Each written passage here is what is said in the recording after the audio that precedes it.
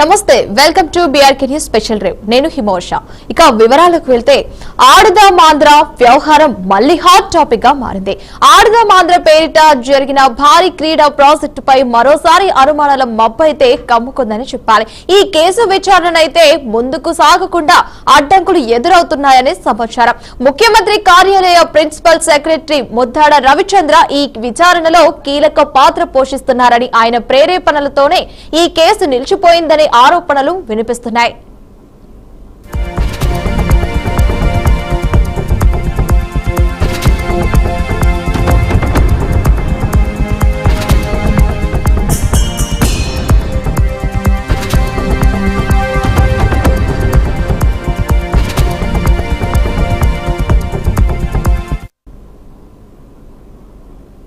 మాజీ క్రీడా పర్యాటక శాఖ మంత్రి ఆర్కే రోజా, మాజీ స్వాప్ చైర్మన్ బైరెడ్డి సిద్ధార్థ్ రెడ్డి పేర్లు కూడా ఈ వ్యవహారంలో ప్రధానంగా వినిపిస్తున్నాయి. ఆడుదాం ఆంధ్ర అంటూ రాష్ట్ర వ్యాప్తంగా పెద్ద ఎత్తున క్రీడా ఈవెంట్లు నిర్వహించిన గత వైఎస్ఆర్సీపీ ప్రభుత్వం భారీగా నిధులు మళ్లించిందని ఆరోపణలైతే ఉన్నాయి. క్రీడల పేరిట నిధులను అక్రమంగా వాడుకున్నారని, మొత్తం 240 కోట్లు వివిధ ఖాతాల ద్వారా మళ్లించారనే ఆరోపణలు కూడా ఉన్నాయి.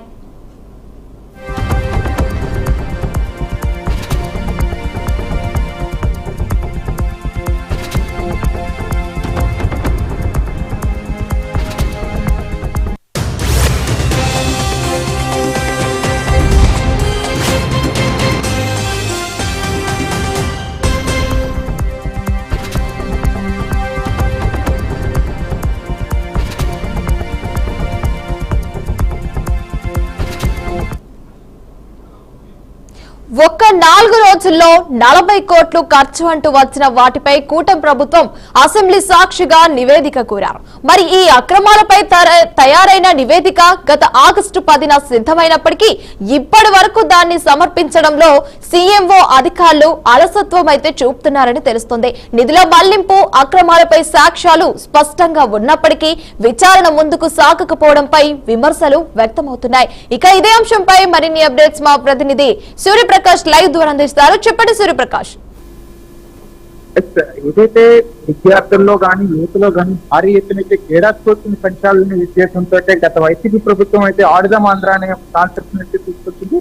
దానికి అప్పట్లో మాజీ మంత్రి ఆర్కే రోజాతో పాటు స్వాప్ అధ్యక్షుడైన చైర్పర్సన్ అయిన యొక్క బైరెడ్డి సిద్ధార్థ్ రెడ్డి వాళ్ళిద్దరూ ఆధ్వర్యంలో అయితే ఆడుదాం ఆంధ్ర అనేది ఘనంగా నిర్వహించిన పరిస్థితి కనిపిస్తుంది. ఎక్కడికక్కడైతే ప్రతి జిల్లాలో ప్రతి గ్రామ వార్డు సచివాలయాలు మొదలుకొని సచివాలయం వరకు కూడా దాన్ని తీసుకువెళ్లి పూర్తి స్థాయిలో విద్యార్థులని అలానే యువతని అందరినీ కూడా ఈ యొక్క ఆ క్రీడల పైన అయితే మక్కువ చూపాలని అయితే అప్పట్లో ఈ యొక్క పెద్ద ఉద్యమాలు అనేది తీసుకొచ్చే ప్రయత్నం అయితే చేశారు. కానీ అదంతా కూడా బుట్టదాఖలు ఏ విధంగా అయితే ప్రతి ఒక్క వస్తువు కూడా ఏదైతే క్రీడా స్ఫూర్తిని పెంచడానికి అయితే కిట్స్ అనేది ఇచ్చారో, బ్యాట్స్ కావచ్చు, బ్యాడ్మింటన్ కావచ్చు, kabaddi, kho kho players, even T-shirts తో సహా అన్ని కూడా ఎక్కడికక్కడ పూర్తిగా అన్ని పనికిరాని విధంగా అయితే ఎప్పటికప్పుడు ఇరిగిపోయే విధంగా చాలా చిన్నకపాటి పెట్టే విధంగా అయితే ఆ యొక్క పూర్తి ప్రతి ఒక్క వస్తువు కూడా ఉండడంతో అది ఎవరికి కూడా ఉపయోగపడకుండా నిరుపయోగంగా పడి ఉండే విధంగా అయితే ఆ యొక్క వస్తువులన్నీ కూడా తయారయ్యాయి. అంటే కిట్లు కూడా ఉపయోగం అయితే లేవు. అలానే 4 రోజులు ఈ యొక్క ఆడుదాం ఆంధ్ర కార్యక్రమాన్ని అయితే విశాఖపట్నం సాక్షిగా అయితే అక్కడ పూర్తిగా స్టేడియంలో కావచ్చు, అలానే పోర్ట్ స్టేడియంలో కానీ 4 రోజులు అయితే ఈ యొక్క క్రీడను అయితే నిర్వహించారు. కానీ ఆ క్రీడలు నిర్వహించిన సమయంలో 40 కోట్ల రూపాయలు ఖర్చు చేశామని అయితే అప్పటి ప్రభుత్వం అధికారులు అయితే తెలియజేయడం అయితే జరిగింది. కానీ దానిపైన అయితే కూటమి ప్రభుత్వం ఎప్పుడైతే అధికారంలో వచ్చిందో ఆడుదాం ఆంధ్ర అనేది అయితే పూర్తిగా ఒక అవినీతి కుంభకోణానికి దావ తీసిన పరిస్థితి అని చెప్పేస్తే అప్పట్లో ఆరోపిస్తుంది. కానీ ప్రభుత్వం అధికారంలోకి వచ్చిన తర్వాత కూటమి నాయకుల్లో కొంతమంది ఎమ్మెల్యేలు సైతం కూడా దీనిపైన అసెంబ్లీ సాక్షిగా దానికి వివరణ కోరారు. దానికి నివేదిక కూడా ఇవ్వాలని చెప్పేసి స్పీకర్ అయ్యన పాత్రులు కూడా దానికి ఆదేశాలు జారీ చేశారు. కానీ దాని విధంగా ఆ యొక్క నివేదిక దాదాపు 8 నుండి 9 నెలలు పైసలుగా టైం తీసుకొని మొన్న ఆగస్టు 10వ తారీఖు అయితే ఆడుదాం ఆంధ్రకి సంబంధించి ఒక నివేదిక అయితే బయటకు వచ్చింది. ఆ నివేదికనైతే ఇప్పుడు ప్రస్తుతం సీఎంఓ కార్యాలయంలో ఎవరైతే ఉన్నారో ఆ యొక్క రవిచంద్ర అనే వ్యక్తి ఎవరైతే ఉన్నారో ఆ రవిచంద్ర కనీసం దాన్ని బయటకు రాకుండా గత 3 నెలలు ఆగస్టు, సెప్టెంబర్, అక్టోబర్, నవంబర్ వచ్చేసింది. అంటే దాదాపు 100 రోజులు కావస్తున్నా కూడా నివేదికను ఎప్పటికీ కూడా బయటకు పెట్టే పరిస్థితి లేకుండా పూర్తిగా వెనక్కి తీసుకెళ్లే ప్రయత్నం చేస్తున్నారు.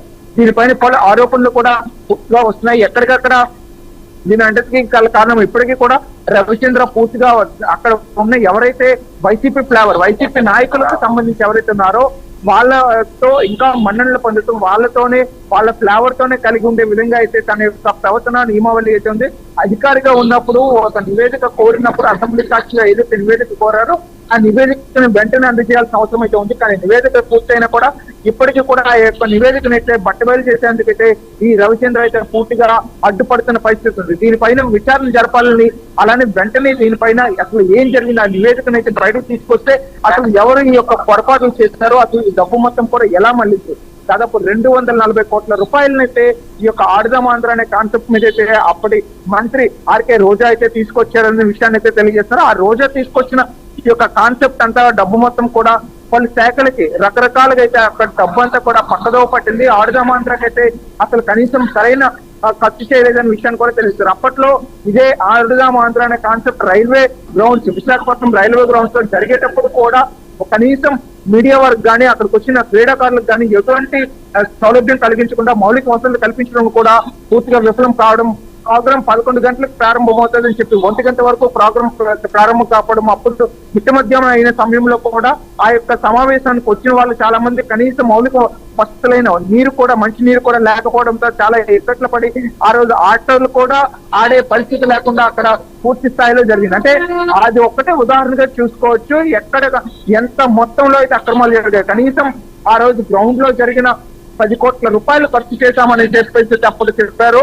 అంటే రోజుకి 10 కోట్ల చొప్పున 4 రోజులు జరిపేదానికి 40 కోట్లు ఖర్చు పెట్టామన్నారు. అంటే రోజుకి 10 కోట్ల రూపాయల చొప్పున అయితే ఈ యొక్క డబ్బును ఖర్చు చేశామన్నారు. కానీ మౌలిక వసతులు కల్పించడంలో విఫలమయ్యారంటే అర్థం చేసుకోవచ్చు. ఆ యొక్క డబ్బుని ఎంత పక్కదో పట్టించారో అనే విషయాన్ని అయితే పూర్తిగా తేటతలేమి విధంగా అయితే అప్పటి ఉన్న పరిస్థితులన్నీ కూడా అర్థమవుతున్నాయి. కానీ ఇప్పటికీ కూడా ఆ యొక్క ఫ్లేవర్ సంబంధించి ఎవరైతే ఉన్నారో దాని మీద నివేదిక అందించాల్సిన అవసరం ఏదైతే ఉందో ఆ నివేదిక ఇంతవరకు కూడా ఇచ్చే పరిస్థితులు లేకపోవడంతో పూర్తిగా దీనిపైన తక్షణమే చర్యలు తీసుకోవాలని అయితే ప్రస్తుతం ప్రజల నుండి కానీ అలానే ప్రజా సంఘాల నుండి కూడా పూర్తిగా కోరుకుంటున్న పరిస్థితి కనిపించడంతో ఎప్పటికైనా సరే ప్రభుత్వం చర్యలు తీసుకొని బీద రవిచంద్ర ఎవరైతే ఉన్నారో రవిచంద్ర పైన తక్షణమే చర్యలు తీసుకొని దీనిపైన వివరణ కోరాలని, అలానే నివేదిక ఏదైతే ఉందో ఆ నివేదిక బట్టబయలు చేయాలనే విషయాన్ని కూడా ప్రస్తుతం కోరుతున్న పరిస్థితి కనిపిస్తుంది.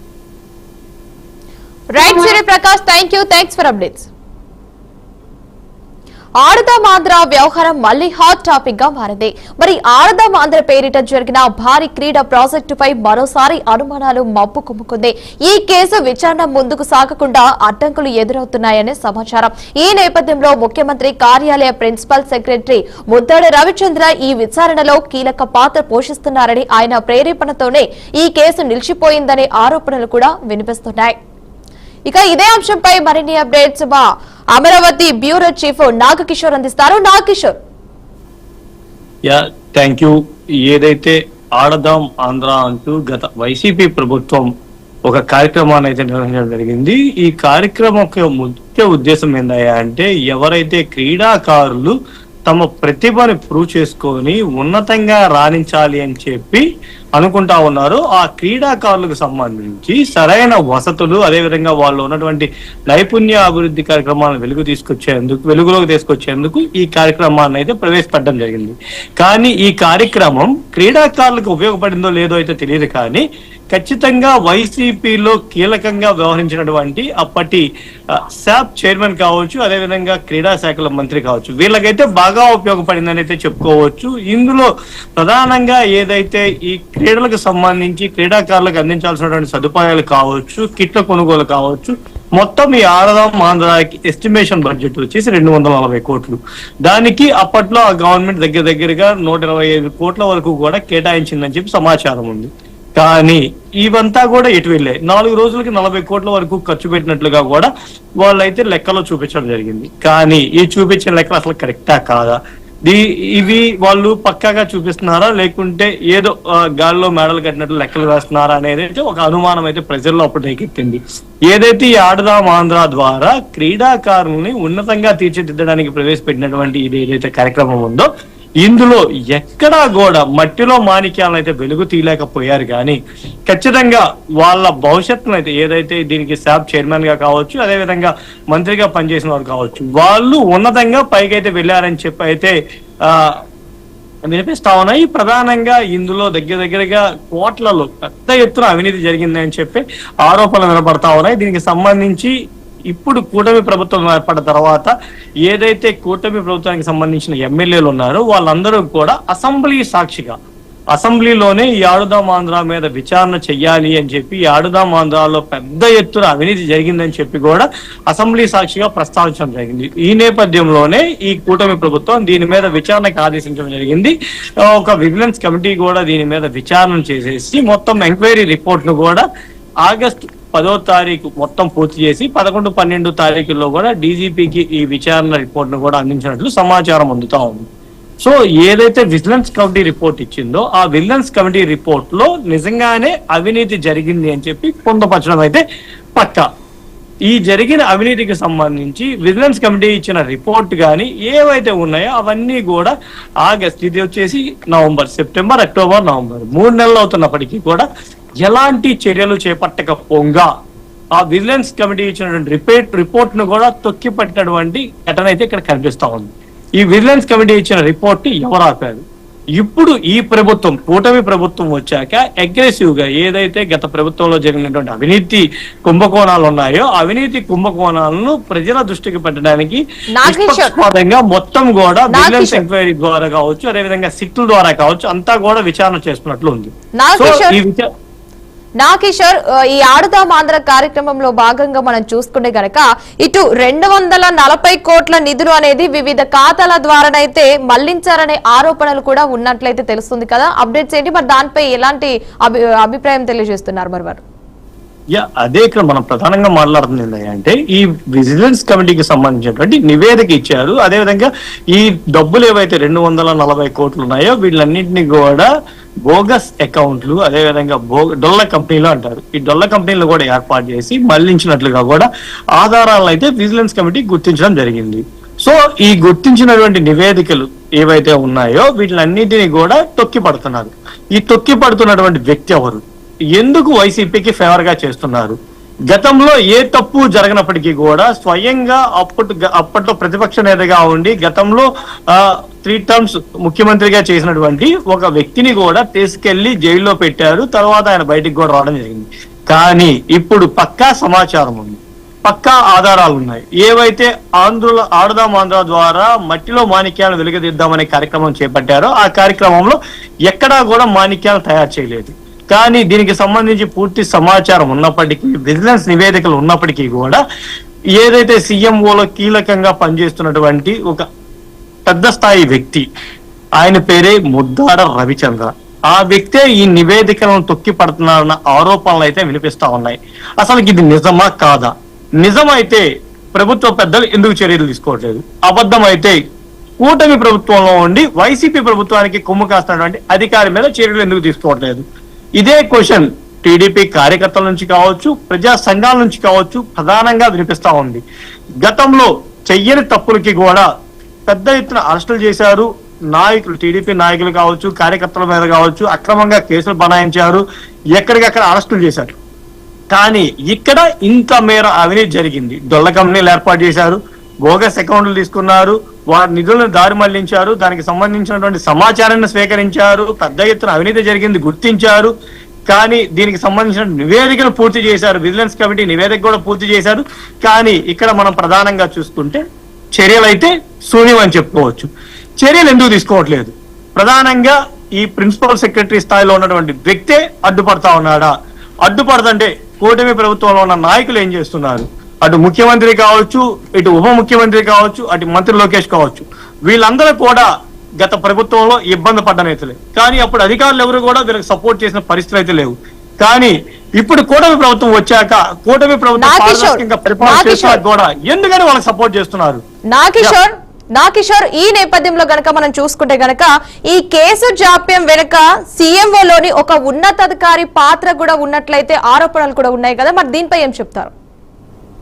ఇక్కడ మనం చర్చిస్తుంది ఏంటంటే సీఎంఓలో ప్రధానంగా ఉన్నటువంటి వ్యక్తి ఎవరైతే ఆయన పేరుందో అది ముద్దాడ రవిచంద్ర అని చెప్పి ఆరోపణలు వస్తున్నాయి. ఆ వ్యక్తి ఎందుకు ఈ విచారణ కమిటీ, విజిలెన్స్ కమిటీ ఇచ్చినటువంటి నివేదికను ముందుకు పోనీయకుండా అడ్డుకుంటున్నారు? ఆయనకి ఏం అవసరం వచ్చి అడ్డుపడుతున్నారు. ఆయన నిజంగానే అడ్డుపడితే కూటమి ప్రభుత్వ పెద్దలు ఏం చేస్తున్నారు? అసెంబ్లీ సాక్షిగా అప్పుడు ప్రజాప్రతినిధులే స్వయంగా దీని మీద ఎంక్వైరీ చేయమని చెప్పి కోరారు. కోరినప్పటికీ కూడా ఇటు ప్రజాప్రతినిధులు అంటే లెక్కలేదా, లేకుంటే అటు ముఖ్యమంత్రి ఉప ముఖ్యమంత్రి స్థాయి వ్యక్తులు అంటే లెక్కలేదా? ఎందుకని అధికారులు ఇంత నిర్లక్ష్యంగా వ్యవహరిస్తున్నారు? ఈ ఆడుదాం ఆంధ్రాలో జరిగినటువంటి అవినీతి భారీ స్థాయిలో అవినీతి జరిగింది. అదేవిధంగా దానికి అప్పుడు ఆ శాఖలకి కీలకంగా వ్యవహరించినటువంటి మంత్రి రోజా కావచ్చు, శాప్ చైర్మన్ ఎవరైతే బైరెడ్డి సిద్ధార్థ రెడ్డి ఉన్నారో ఆయన కావచ్చు, వీరిరువురి కూడా గతంలో వాళ్ళ అధికారంలో ఉన్నప్పుడు ఇప్పుడు ప్రతిపక్షంలో ఉన్నటువంటి నేతల మీద జుగుప్సాకరమైనటువంటి భాషలో తీవ్ర విమర్శలు చేశారు. అయినప్పటికీ కూడా వాళ్ళు ఏమి మాట్లాడిన పరిస్థితులు అయితే అప్పుడు లేవు. ఇప్పుడు ప్రధానంగా చూస్తున్నట్లయితే ఇక్కడ ఇంత మేర అవినీతి ఏదైతే 240 కోట్లని ప్రధానంగా చెప్తా ఉన్నారో, 240 కోట్లు అంటే చాలా పెద్ద అమౌంట్. ఏదైతే క్రీడాకారుల భవిష్యత్తును తీర్చిదిద్దాలి అని చెప్పి, క్రీడాకారులకు ఉపయోగపడాలి అని చెప్పి, క్రీడా మైదానాలు నిర్మించాలని చెప్పి వాళ్ళు ఉన్నతంగా ఏదైతే ఆంధ్రప్రదేశ్ క్రీడలో ఆంధ్రప్రదేశ్ అనేది అగ్రగామిగా నిలవాలి అని చెప్పి మట్టిలో మాణిక్యాలు వెలుగు తీయాలని ఇది మంచి ఉద్దేశమే. కానీ ఇక్కడ మట్టిలో మాణిక్యాలు వెలుగు తీశారా? లేదు. మరి ఈ డబ్బులన్నీ ఎటు వెళ్ళాయి? ఈ కిట్లు ఇచ్చారా వాళ్ళకి? లేదు. నాశకమైన కిట్లు ఇచ్చారు. ఆడదాం ఆంధ్ర కార్యక్రమాన్ని ఎక్కడైనా పూర్తిగా నిర్వహించారా అంటే లేదు. ఎందుకు? ప్రతి చోట కూడా నిర్వహించామంటే తూతు మంత్రంగా నిర్వహించారు. ఆ డబ్బులన్నీ కూడా పక్కదారి పట్టించారు. అటు డొల్ల కంపెనీలు ఏర్పాటు చేశారు, బోగస్ అకౌంట్లు తీశారు, 240 కోట్లను దారి మళ్లించారు. సో ఇంత జరిగినా, ఇంత చేసినా చర్యలు తీసుకున్నారంటే చర్యలు అయితే లేవు. ఎందుకు తీసుకోలేకపోతున్నారు? కేవలం ఆ ఒక్క వ్యక్తేనా? సీఎంఓలో ప్రధానంగా వ్యవహరిస్తున్నటువంటి ప్రిన్సిపల్ సెక్రటరీ ముద్దాడ రవిచంద్ర గుండానే చర్యలు తీసుకోవట్లేదా? ఇది నిజమా కాదా తెలియాలి అంటే కూటమి ప్రభుత్వం ఇప్పటికైనా సరే దీని మీద దృష్టి సారించాలి. ఖచ్చితంగా దీని వెనక ఎవరున్నారు? ఇప్పటికి నివేదిక ఇచ్చి 2-3 నెలలు అవుతున్నా కానీ ఎందుకని దీని మీద చర్యలు తీసుకోలేదని ఇప్పటికైనా దృష్టి సారించి ఏదైతే ప్రజాప్రతినిధులు అసెంబ్లీ సాక్షిగా కోరుకున్నారో దానికి సంబంధించినటువంటి నివేదికను పూర్తిగా ప్రజలకు తెలియచేయాలి. ఇందులో జరిగినటువంటి అవినీతి ఏదైతే ఉందో అదంతా కూడా ప్రజలు గమనించుకోవాలి. సో ఇదంతా కూడా జరగాలి అంటే ప్రభుత్వమే స్వయంగా ఇందులో జరిగినటువంటి అవినీతికి సంబంధించి ఏదైతే నివేదికను తెప్పించుకున్నారో రిలయన్స్ ద్వారా ఆ నివేదికనంతా కూడా ప్రజలకు చేరేలాగా చూసుకోవాలని చెప్పి అయితే ప్రజా సంఘాలు కోరుకుంటా ఉన్నారు. చూద్దాం కూటమి ప్రభుత్వం ఎలాంటి చర్యలు తీసుకుంటుంది, ఈ ఆడుదాం ఆంధ్రాలో జరిగినటువంటి అవినీతి మీద ఎలాంటి నిర్ణయాలు తీసుకుంటుంది అనేది వేచి చూడాల్సిన పరిస్థితి అయితే ఉంది. ఇది ఓవరాల్ గా ఆడుదాం ఆంధ్రాకి సంబంధించినటువంటి report. Right Nag Kishore, thanks for updates.